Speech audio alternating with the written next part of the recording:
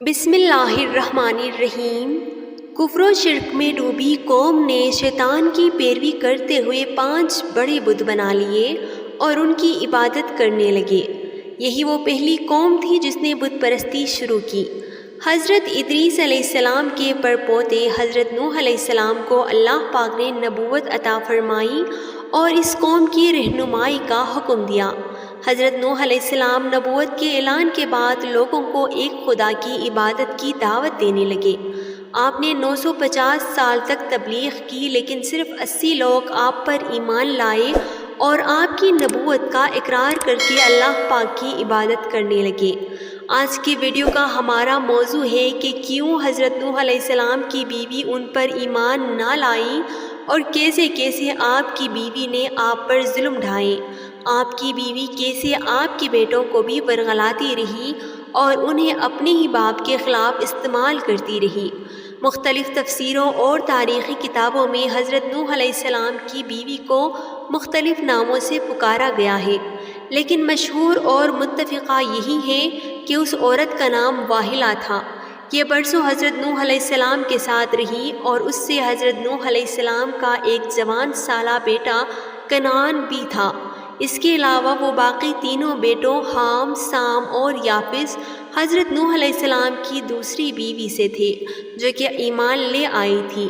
لیکن واحلہ اور اس کے بیٹے کنعان نے حضرت نوح علیہ السلام کی رسالت کو نہ مانا اور آپ کو ساری زندگی اذیتیں دیتے رہے۔ جب حضرت نوح علیہ السلام نے اعلان نبوت فرمایا تو قوم کے لوگوں نے ان کے دونوں بیویوں کے رشتہ داروں کو اکٹھا کر لیا اور حضرت نوح علیہ السلام کے گھر بھیج دیا کہ وہ اس نئے دین کی دعوت دینا بند کر دیں، نہیں تو پوری قوم مل کر نوح علیہ السلام کے گھر کا گھراؤ کر لے گی۔ روایتیں ملتی ہیں کہ جیسے ہی اپنے رشتہ داروں کو واحلہ نے دیکھا تو اعلان کر دیا کہ میں اور میرا بیٹا کنعان نوح کی کبھی بھی پیروی نہیں کریں گے، اور واحلہ نے اپنی قوم سے وعدہ کیا کہ وہ نوح کو اس نئے دین کی تبلیغ سے روک لے گی۔ خیر، واحلہ نے زبردست مہم چلائی اور محاذ پر اپنے شوہر کی مخالفت کی، لیکن حضرت نوح علیہ السلام تبلیغ حق کرتے رہے، یہاں تک کہ ایک دن قوم کے لوگوں نے گھر پر اس وقت حملہ کر دیا کہ جب حضرت نوح علیہ السلام کے تینوں مومن بیٹے گھر پر نہ تھے، جبکہ کنعان اور واحلہ گھر میں موجود تھے، بلکہ یہ حملہ بھی واحلہ ہی کی سازش سے تھی۔ لوگوں نے حضرت نوح علیہ السلام کو لہو لہان کر دیا اور بے پناہ ظلم کیا۔ واحلہ نے جب دیکھا کہ یہ لوگ حضرت نوح علیہ السلام کی جان ہی لیں گے تو ان کو یہ کہہ کر روک دیا کہ اب سے میرے شوہر تبلیغ دین سے باز آ جائیں گے۔ مزید کہنے لگی، اے میری قوم کے لوگوں، نوح تو دیوانے ہو گئے ہیں، تم انہیں مار مار کر اپنی مرضی کے مطابق نہیں بنا سکتے، تم انہیں مت مارو، یہ جو کچھ کہتے ہیں حالت دیوانگی میں کہتے ہیں، انہیں خود بھی نہیں معلوم کہ یہ کیا کہہ رہے ہیں۔ اس طرح لوگ حضرت نوح علیہ السلام کو چھوڑ دیا۔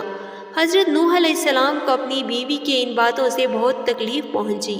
انہوں نے پہلی بار خدا سے شکایت، خدایا میں کافروں میں گر گیا ہوں، اگر یہ لوگ مومن نہیں ہو سکتے تو ان کو تباہ و برباد کر دیں۔ قوم نوح کا یہ حال ہو گیا کہ مرنے سے پہلے ہر بندہ اپنی اولاد کو نصیحت کرتا تھا کہ نوح دیوانے کی باتوں پر کان نہ دھرنا۔ پھر جب اللہ پاک نے وحی کی، جو ایمان لا چکے ہیں ان کے علاوہ اب آپ پر کوئی ایمان نہ لائے گا، تو پھر آپ نے بارگاہ الہی میں مناجات کی اور آپ کی دعا قبول ہوئی اور اللہ پاک نے آپ کو ایک کشتی بنانے کا حکم دیا۔ اللہ نے حکم دیا کہ کشتی نوح میں سوار ہونے والوں کے علاوہ دنیا کی تمام مخلوق تباہ و برباد کر دی جائے گی۔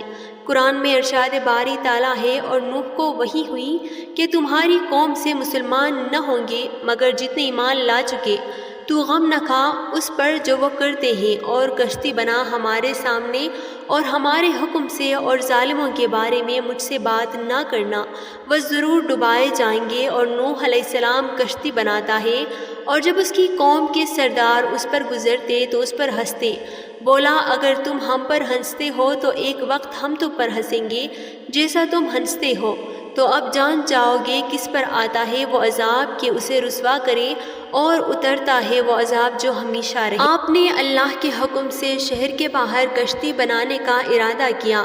ابھی طوفان آنے میں 200 سال باقی تھے اور آپ علیہ السلام کو کشتی بنانے کے لیے لکڑی کی ضرورت تھی، لہٰذا آپ علیہ السلام نے لکڑی حاصل کرنے کے غرض سے ساگوان نامے کچھ درخت لگائے جن کی لکڑی بہت مضبوط ہوتی ہے۔ یہ درخت 100 سال میں تیار ہوئے۔ اس کے بعد آپ علیہ السلام نے ایمان لانے والوں کے ساتھ مل کر دنیا کی پہلی کشتی بنانے کا کام شروع کیا۔ کشتی کی تیاری کے دوران آپ کی قوم نے آپ کو بہت تکلیفیں دیں، یہاں تک کہ کشتی پر فضلہ بھی کرتے رہے، لیکن آپ سب کچھ برداشت کرتے ہوئے کشتی کی تیاری میں لگے رہے۔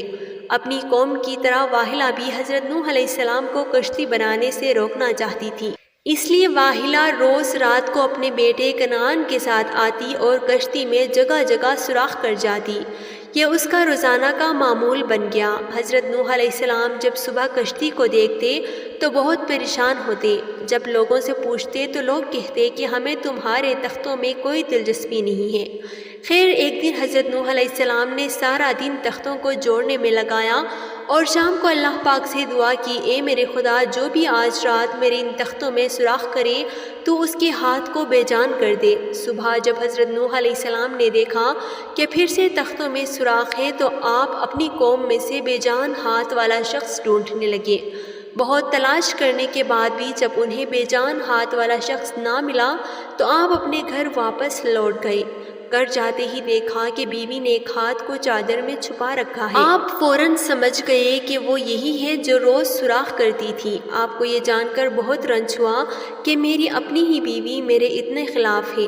خیر، آپ نے اس کو خبردار کر دیا کہ ابھی تو صرف ہاتھ بے جان ہوا ہے، اگر دوبارہ میری کشتی کا نقصان کیا تو پورا جسم ہی بے جان ہو جائے گا۔ کم و بیش 100 سال میں کشتی تیار ہو جاتی ہے۔ یہ کشتی 300 گز لمبی، 50 گز چوڑی، 30 گز اونچی تھی۔ خیر، جب طوفان شروع ہوا تو حضرت نوح علیہ السلام نے کشتی میں درندوں، چرندوں اور پرندوں اور قسم قسم کے حشرات الارض کا ایک ایک جوڑا نر و مادہ سوار کر دیا اور خود آپ اور آپ کے تینوں فرزند یعنی حام، سام اور یافس اور ان تینوں کی بیویاں اور آپ کی مومنہ بیوی اور 72 مومنین مردوں عورتوں کل مل کر 80 انسان کشتی میں سوار ہو گئے۔ پھر حضرت نوح علیہ السلام نے اپنی نافرمان بیوی کو بھی کشتی پر سوار ہونے کی دعوت دیتے ہوئے کہا کہ تو بھی کشتی پر سوار ہو جا، تو بیوی نے کہا کہ تمہاری باتوں پر کون اعتبار کرے جبکہ پوری قوم تم کو جھٹلا رہی ہے۔ حضرت نوح علیہ السلام نے کہا، تم میری گمراہ قوم میں مت شامل رہو، تم میرا کہنا مانو اور کشتی پر سوار ہو جاؤ، لیکن بیوی نے انکار کر دیا۔ اقرار کرتی بھی کیسے، وہ تو حضرت نوح علیہ السلام کی نبوت کے شروع سے ہی قائل نہیں تھی اور وہ مسلسل اپنی گمراہ قوم کے ساتھ دے رہی تھی۔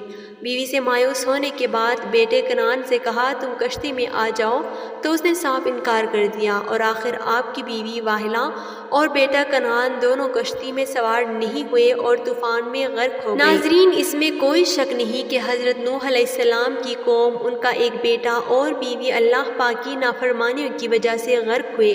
اسی لیے ہمیں چاہیے کہ ہم اپنی اور اپنی آنے والے نسلوں کی خیریت و بقا کے لیے اللہ اور اس کے پیارے حبیب صلی اللہ علیہ وآلہ وسلم کی نافرمانیوں سے ہمیشہ بچیں اور دوسروں کو بھی بچائیں۔ آئیے ہم عہد کرتے ہیں کہ گناہوں سے دور رہتے ہوئے نیک اعمال کریں گے اور ہر ایک کی اپنی حیثیت کے مطابق مدد کریں گے۔ اللہ پاک ہماری دعاؤں کو اپنی بارگاہ میں قبول فرمائے۔ کمنٹ سیکشن میں آمین لکھنا مت بھولیے گا۔